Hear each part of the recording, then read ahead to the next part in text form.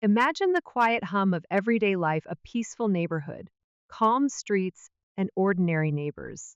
Everything seems safe, normal, until something goes wrong. What starts as a simple favor turns into something much darker, much more sinister. What happens when you trust the wrong person to take care of what you love most? Are you ready? Let's dive into this unsettling story. Samantha had always trusted her neighbor, Greg. They lived next door to each other for nearly 5 years, and over time, a friendly relationship had blossomed. Greg was quiet, polite, and seemed harmless.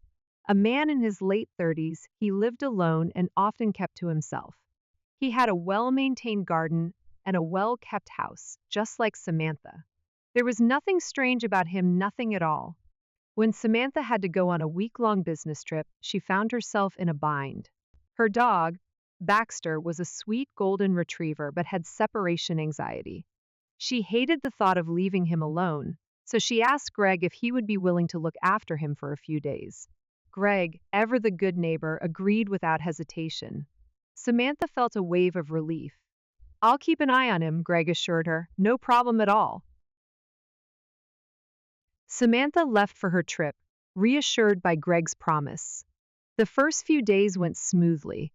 She received a couple of texts and photos from Greg showing Baxter happily playing in the yard, wagging his tail as he looked up at the camera. Everything seemed normal. But then things started to get strange.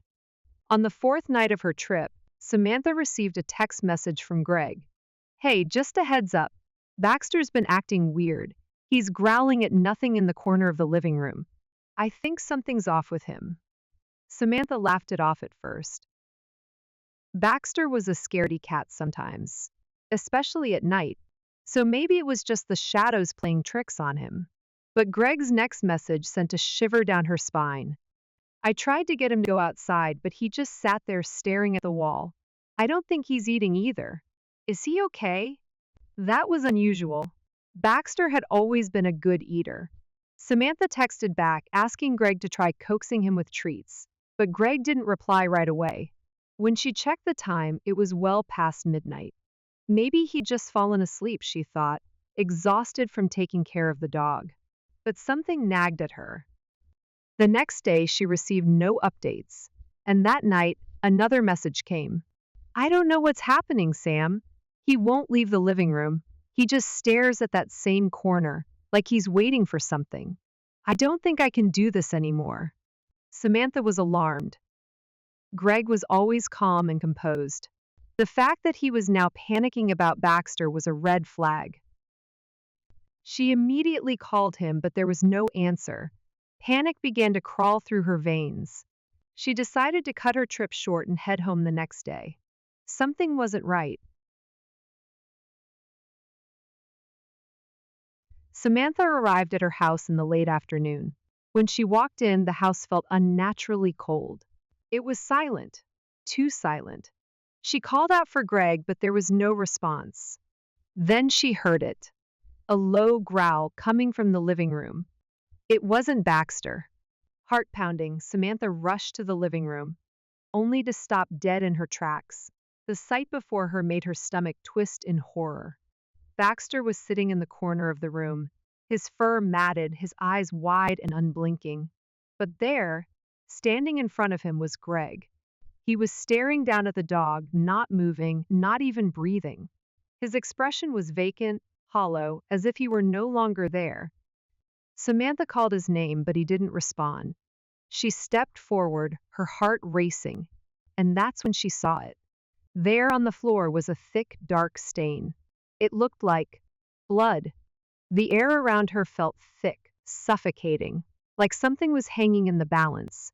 She reached for her phone, ready to dial 911, but before she could, Greg turned to her with an unnatural smile. It wasn't the friendly grin she knew. It was wide, too wide, stretching far past what should have been humanly possible. "You're home," Greg rasped, his voice barely a whisper. "I've been waiting for you." Before Samantha could react, Greg lunged at her, faster than she could comprehend. She screamed and stumbled back, but there was nowhere to go. He grabbed her wrist, his grip like iron, his eyes now completely black, void of any humanity. And that's when she realized Greg wasn't Greg anymore. He was something else. He had been feeding off Baxter's fear, using the dog to summon something much darker. Something that had taken over Greg's body, a malevolent force that fed on terror. Baxter's staring had been a signal, a plea for help, but it was already too late. Samantha tried to break free, but Greg's hold tightened. "You shouldn't have trusted me," he whispered in her ear, his voice now a low growl. "I've been waiting for you to come home. For both of you." The last thing Samantha saw before the world went dark was Baxter's eyes still wide, still unblinking, but now they too were empty. The next day, the neighbors noticed something strange. The house next door had been silent for hours. No sign of Greg, no sign of Baxter. The yard was untouched. The door was ajar. When the police arrived, they found no trace of either of them, save for a trail of strange symbols drawn in blood, leading from the living room to the front door. No one ever saw Greg or Baxter again. And as for Samantha, her belongings were still in her bedroom, untouched, like she'd simply vanished.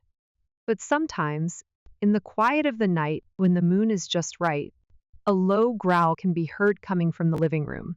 And if you're unlucky enough to live next door, you might just feel eyes watching you through the window and hear that same whisper from the past. "You're home, we've been waiting for you." What do you think? Would you ever trust a neighbor again? Share your thoughts in the comments below, and don't forget to subscribe for more spine-chilling stories that will make you think twice about who you trust.